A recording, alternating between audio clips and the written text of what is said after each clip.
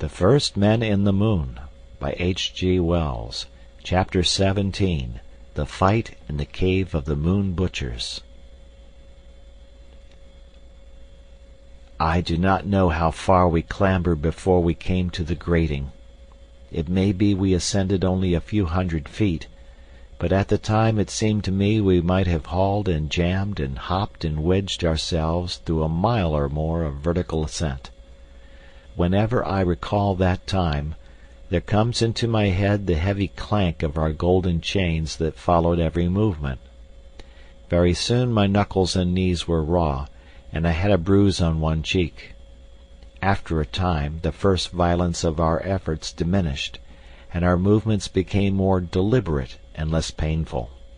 The noise of the pursuing Selenites had died away altogether.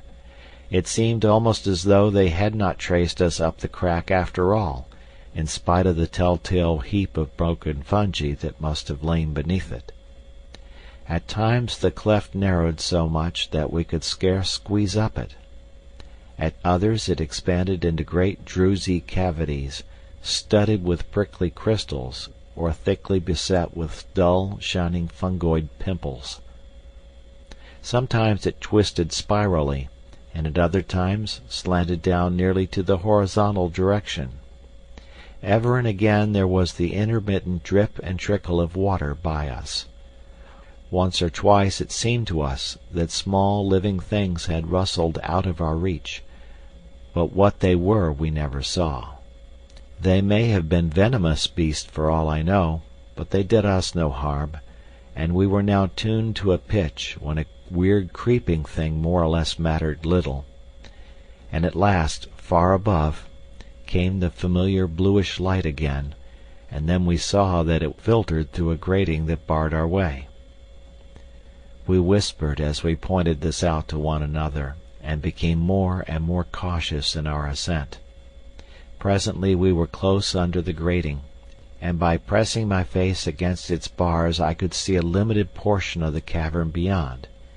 It was clearly a large space, and lit no doubt by some rivulet of the same blue light that we had seen flow from the beating machinery.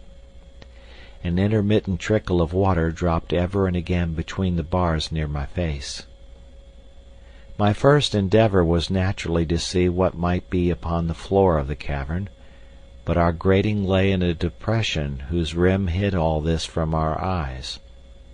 Our foiled attention then fell back upon the suggestion of the various sounds we heard, and presently my eye caught a number of faint shadows that played across the dim roof far overhead.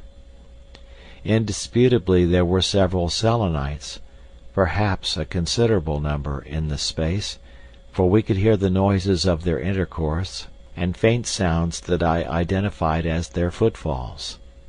There was also a succession of regularly repeated sounds, chid, chid, chid, which began and ceased, suggestive of a knife or spade hacking at some soft substance. Then came a clank as if of chains, a whistle, and a rumble as of a truck running over a hollowed place, and then again that chid, chid, chid resumed. The shadows told of shapes that moved quickly and rhythmically, in agreement with that regular sound, and rested when it ceased. We put our heads close together and began to discuss these things in noiseless whispers. "They are occupied," I said. "They are occupied in some way." "Yes." "They're not seeking us, or thinking of us." "Perhaps they have not heard of us." "Those others are hunting about below. If suddenly we appeared here—" We looked at one another. "There might be chance to parley," said Cavor. "No," I said, "not as we are." For a space we remained, each occupied by his own thoughts.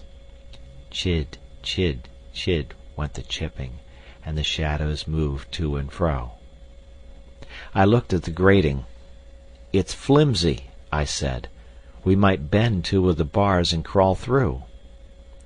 We wasted a little time in vague discussion. Then I took one of the bars in both hands and got my feet up against the rock until they were almost on a level with my head, and so thrust against the bar. It bent so suddenly that I almost slipped. I clambered about and bent the adjacent bar in the opposite direction, and then took the luminous fungus from my pocket and dropped it down the fissure. "Don't do anything hastily," whispered Cavor, as I twisted myself up through the opening I had enlarged. I had a glimpse of busy figures as I came through the grating, and immediately bent down, so that the rim of the depression in which the grating lay hid me from their eyes, and so lay flat, signalling advice to Cavor as he also prepared to come through. Presently we were side by side in the depression, peering over the edge at the cavern and its occupants.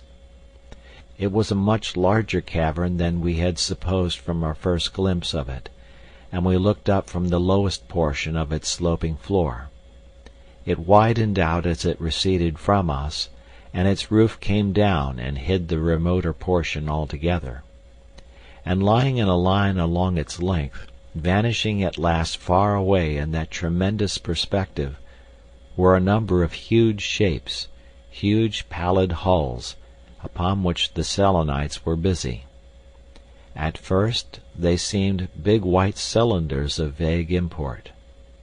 Then I noted the heads upon them lying towards us, eyeless and skinless like the heads of sheep at a butcher's, and perceived they were the carcasses of moon calves being cut up, much as the crew of a whaler might cut up a moored whale.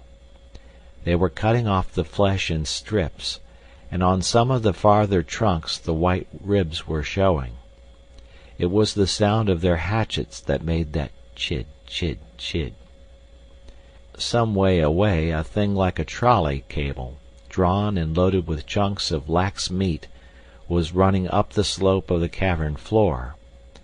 This enormous long avenue of hulls that were destined to be food gave us a sense of the vast populousness of the moon world, second only to the effect of our first glimpse down the shaft. It seemed to me at first that the Selenites must be standing on trestle-supported planks, and then I saw that the planks and supports and the hatchets were really of the same leaden hue as my fetters had seemed before white light came to bear on them. A number of very thick-looking crowbars lay about the floor, and had apparently assisted to turn the dead mooncalf over on its side. They were perhaps 6 feet long, with shaped handles, very tempting-looking weapons. The whole place was lit by 3 transverse streams of the blue fluid. Footnote: I do not remember seeing any wooden things on the moon. Doors, tables, everything corresponding to our terrestrial joinery was made of metal, and I believe for the most part of gold, which as a metal would, of course, naturally recommend itself, other things being equal, on account of the ease in working it, and its toughness and durability. End of footnote. We lay for a long time noting all these things in silence. "Well?" said Cavor at last. I crouched over and turned to him. I had come upon a brilliant idea. "Unless they lowered those bodies by a crane," I said, "we must be nearer the surface than I thought." "Why?" "The mooncalf doesn't hop, and it hasn't got wings." We peered over the edge of the hollow again. "I wonder now," he began. "After all, we have never gone far from the surface." I stopped him by a grip on his arm. I had heard a noise from the cleft below us. We twisted ourselves about, and lay as still as death, with every sense alert. In a little while I did not doubt that something was quietly ascending the cleft. Very slowly and quite noiselessly I assured myself of a good grip on my chain, and waited for that something to appear. "Just look at those chaps with the hatchets again," I said. "They're all right," said Cavor. I took a sort of provisional aim at the gap in the grating. I could hear now quite distinctly the soft twittering of the ascending Selenites, the dab of their hands against the rock, and the falling of dust from their grips as they clambered. Then I could see that there was something moving dimly in the blackness below the grating, but what it might be I could not distinguish. The whole thing seemed to hang fire just for a moment. Then smash! I had sprung to my feet, struck savagely at something that had flashed out at me. It was the keen point of a spear. I have thought since that its length and the narrowness of the cleft must have prevented its being sloped to reach me. Anyhow, it shot out from the grating like the tongue of a snake, and missed, and flew back and flashed again. But the second time I snatched and caught it, and wrenched it away, but not before another had darted ineffectually at me. I shouted with triumph as I felt the hold of the Selenite resist my pull for a moment and give, and then I was jabbing down through the bars, amidst squeals from the darkness, and Cavor had snapped off the other spear and was jabbing and flourishing it beside me, and making inefficient jabs. Clang, clang, came up through the grating, and then an axe hurtled through the air and whacked against the rocks beyond, to remind me of the fleshers at the carcasses up in the cavern. I turned, and they were all coming towards us in open order, waving their axes. They were short, thick little beggars, with long arms, strikingly different from the ones we had seen before. If they had not heard of us before, they must have realized the situation with incredible swiftness. I stared at them for a moment, spear in hand. "Guard the grating, Cavor!" I cried, howled to intimidate them, and rushed to meet them. 2 of them missed with their hatchets, and the rest fled incontinently. Then the 2 also were sprinting away up the cavern, with hands clenched and heads down. I never saw men run like them. I knew the spear I had was no good for me. It was thin and flimsy, only effectual for a thrust, and too long for a quick recover. So I only chased the Selenites as far as the first carcass, and stopped there and picked up one of the crowbars that were lying about. It felt comfortingly heavy, and equal to smashing any number of Selenites. I threw away my spear, and picked up a second crowbar for the other hand. I felt 5 times better than I had with the spear. I shook the 2 threateningly at the Selenites, who had come to a halt in a little crowd far away up the cavern, and then turned about to look at Cavor. He was leaping from side to side of the grating, making threatening jabs with his broken spear. That was all right. It would keep the Selenites down, for a time at any rate. I looked up the cavern again. What on earth were we going to do now? We were cornered in a sort of way already. But these butchers up the cavern had been surprised. They were probably scared, and they had no special weapons, only these little hatchets of theirs, and that way lay escape.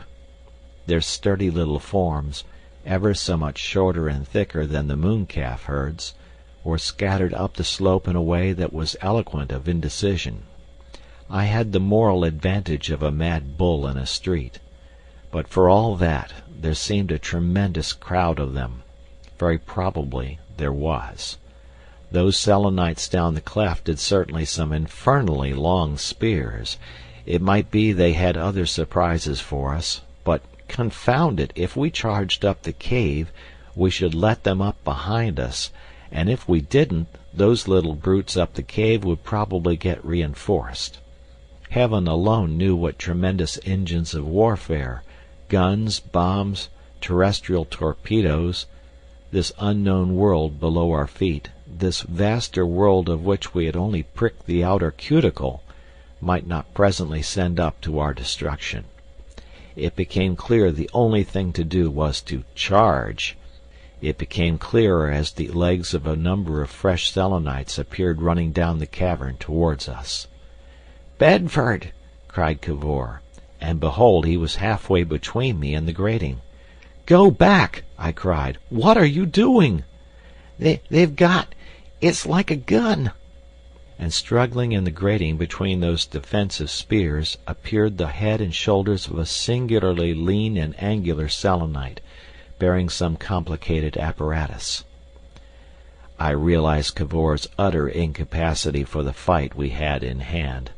For a moment I hesitated. Then I rushed past him, whirling my crowbars, and shouting to confound the aim of the Selenite. He was aiming in the queerest way with the thing against his stomach. Chuzz! The thing wasn't a gun. It went off like a crossbow more, and dropped me in the middle of a leap.